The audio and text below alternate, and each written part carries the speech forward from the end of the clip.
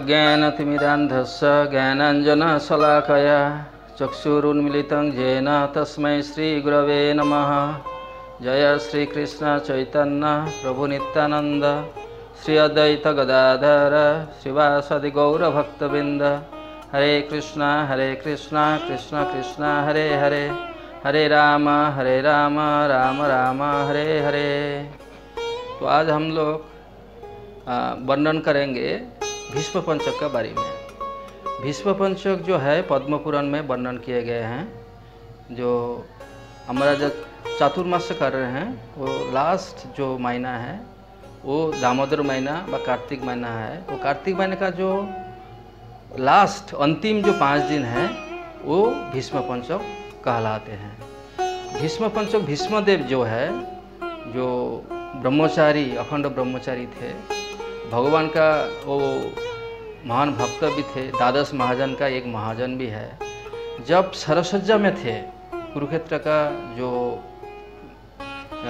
युद्ध का अंतिम में जब वो सरसज्जा में थे, उत्तरायण में वो वेट कर रहे थे जो उनका शरीर छोड़ने के लिए। तो उसी टाइम में स्वयं भगवान कृष्ण और पंचपांडव उनके पास आते थे। आके उनको भगवान कृष्ण का आदेश से उनको राजधर्म दान धर्म युधिष्ठिर महाराज पंचपांडव को वो सिखाया, वो ज्ञान दिए। तो भगवान कृष्ण स्वयं उसमें उपस्थित थे। तो भीष्म पंचक जो ये भगवान कृष्ण का निर्देश का अनुसार भीष्मदेव ये भीष्म पंचक किए। भीष्म पंचक करने से क्या होगा? एकादशी जो उत्थान एकादशी इस साल 2021 में उत्थान एकादशी है 15 तारीख को, 15 नवंबर 15 तारीख को उत्थान एकादशी सोमवार को शुरू हो रहा है। तो उत्थान एकादशी में आप लोग क्या करेंगे? जो लोग आप लोग जो दामोदर व्रत कर रहे हैं, हर रोज़ सुबह ब्रह्म मुहूर्त में उठना है। ब्रह्म मुहूर्त जो है किसको बताते हैं? नो सूरज उदय होने से 1.5 घंटा पहले आपको उठना है। तो उसके बाद आपको भगवान का आरती करना है। आरती जैसे करना है आपको मालूम है, इससे पहले हम बताए थे।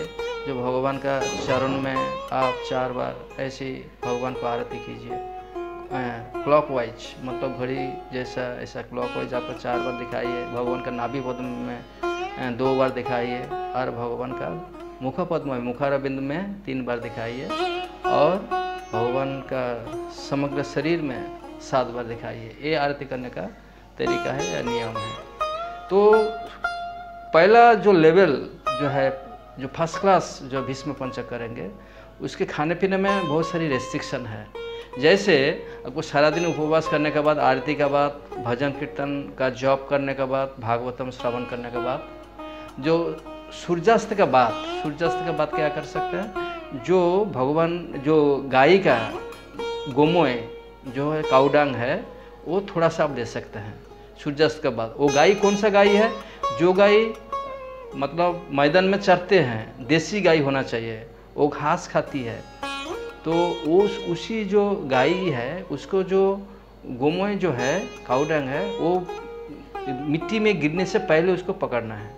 वो उसका थोड़ा सा आप काउडांग आप पहले दिन ले सकते हैं। सेकेंड डे में काउ यूरिन आपका क्या मतलब गोमूत्र आपको लेना चाहिए थोड़ा सा। तृतीय दिन में क्या है? भीष्म पंचक का तृतीय दिन में आपको क्या करना है? थोड़ा सा आप दूध मिल्क ले सकते हैं और चौथा दिन में दही ले सकते हैं। और पंचम दिन में गोमूत्र, गोमय, दूध, दही और घी वो पंचगव्य एक साथ में मिक्स करके आप सूर्यास्त के बाद ले सकते हैं। उसके बाद आरती कर सकते हैं। आरती करने के बाद ब्राह्मण वैष्णव को भोजन कराइए। भोजन कराने के बाद उनको थोड़ा सा कुछ दान कीजिए, वस्त्र दान कीजिए, कि पादुका दान कीजिए, कि छत्र दान कीजिए। उसके बाद आप ये पंचगव्य ग्रहण करने के बाद आप जो ग्रेन जो है भगवान का प्रसाद, भगवान को निवेदन करने के बाद भगवान का प्रसाद आप ले सकते हैं। भगवान का जो घर में जो लोग रहते हैं, कैसे भगवान का प्रसाद आपका जो विग्रह है कि आपका जो ऑल्टर है उसमें आपको क्या करेंगे? प्रभुपाद का प्रणाम मंत्र और महाप्रभु प्रणाम मंत्र और कृष्ण प्रणाम मंत्र बोल के आप निवेदन कर सकते हैं भगवान को। अगर आपको दीक्षा हो और नहीं हो, दीक्षा नहीं होने से भी आप कर सकते हैं। भगवान का प्रणाम मंत्र बोल के आप कर सकते हैं, ये प्रसाद ग्रहण कर सकते हैं। तो ये ये फर्स्ट क्लास जो लेवल 1 भीष्म पंचक है, जो जिसका शरीर दुर्बल है, कुछ बीमारी है, उनका पेट ठीक नहीं है, तो वो लेवल 1 का नहीं कर पाएंगे।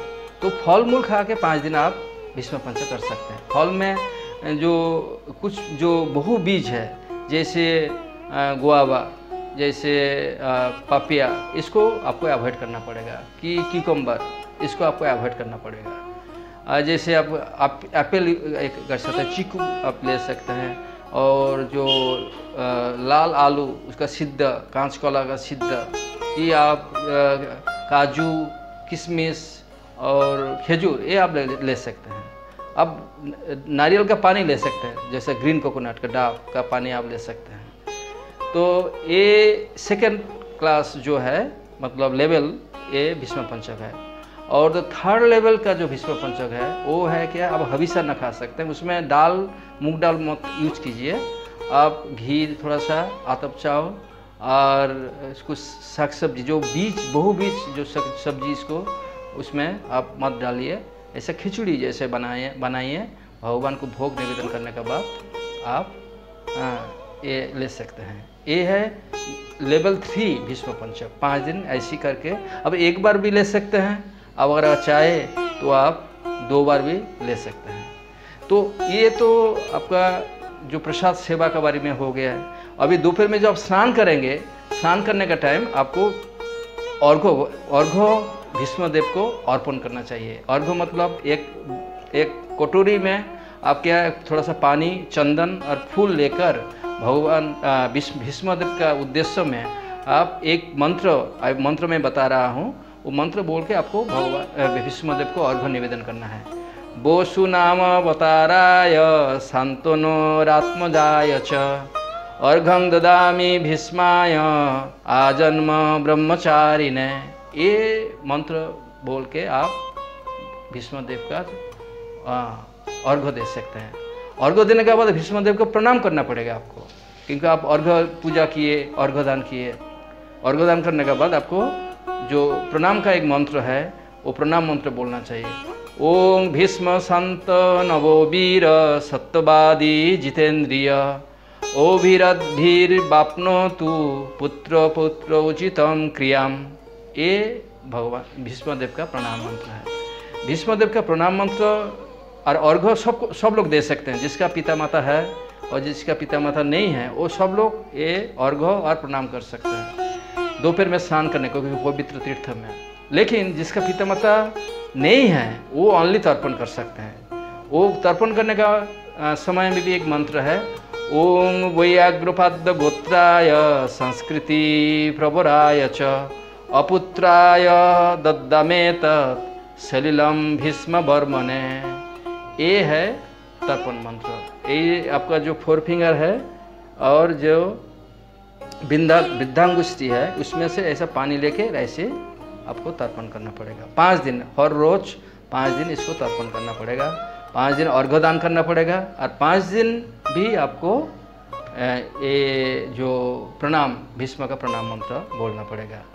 ये भीष्म पंचक करने से क्या होता है, जो हमारा एक शास्त्र में बताते हैं, भागवतम में, जो सततं स्मर्तम विष्णु न विस्मर्तव जातुचित सर्वविधि निषेधासु इतर एव किंकर। हमारा मेन जो गोल क्या है, जो ऑलवेज हमको भगवान कृष्ण को स्मरण करना चाहिए। Always remember Krishna, never forget him. तो ये जो है, ये सबसे 2 प्रिंसिपल, मेन प्रिंसिपल है। ये सब तर्पण कर रहे हैं, भीष्म पंचक कर रहे हैं। इसका मुख्य उद्देश्य है भगवान कृष्ण को स्मरण में रहना। भीष्मदेव, भगवान कृष्ण स्वयं भीष्मदेव का अंतिम समय में वो उपस्थित थे। जैसे चैतन्य महाप्रभु उपस्थित थे जब हरिदास ठाकुर का जो निर्जान हुए, तो चैतन्य महाप्रभु का जो स्वयं मुखारविंद को दर्शन करके हरिदास ठाकुर को निर्जन हो गया है, देह को अप्रकट हो गया है, अप्रकट लीला की है। इसी तरह भीष्मदेव भी भगवान कृष्ण का सम्मुख में वो अप्रकट लीला की है। वो और भगवान के धाम में, गोलोक धाम में वो चले गए। तो जो लोग इसी तरह भीष्म पंचक करेंगे दामोदर महीना का लास्ट 5 दिन में, उन लोगों को भी अंतिम में भगवत धाम प्राप्त होंगे। तो इसलिए आप सबसे हमारा निवेदन है, आप लोग अगर भक्त है नहीं है, आप लोग लेवल 3 जैसा आप हविषान्न ग्रहण करके 1 बार कि 2 बार ग्रहण करके भी आप भीष्म पंच कर सकते हैं। लेकिन मुख्य उद्देश्य है कि भगवान का स्मरण करना, उनका माला जप करना। इस महीना में अब जो भी कुछ करेंगे वो 1000 टाइम मल्टीप्लाई हो जाएगा। जैसा आप 1 माला जप करेंगे तो 1000 माला जप करने का बराबर है। इस महीना में जो भी कुछ करेंगे तो 1000 गुण ज़्यादा फल मिलेगा। इसमें हरिभक्ति विलास में सनातन गोस्वामी बताते हैं, जो सारा जीवन में जितना भी आप पवित्र तीर्थ में स्नान किए, जो भी कुछ दान ध्यान किए, उसमें से भी जो भी आपका जो भगवत का सेवा किए, तो उसका ये जो भीष्म पंचक और ये दामोदर महीना का जो भी कुछ कर रहे हैं, उसका एक फ्रैक्शन भी उसका साथ इक्वल नहीं होगा। तो भीष्म पंचक और दामोदर महीने का इतना महत्व है, स्पेशली भीष्म पंचक लास्ट 5 डेज। तो इसके लिए हमारा सबका पास अनुरोध है, आप लोग सब लोग भीष्म पंचक कीजिए और अंतिम में आप भगवान का नित्य सेवा गोलोक धाम में है उसका प्रेम लाभ कीजिए। हरे कृष्ण, धन्यवाद।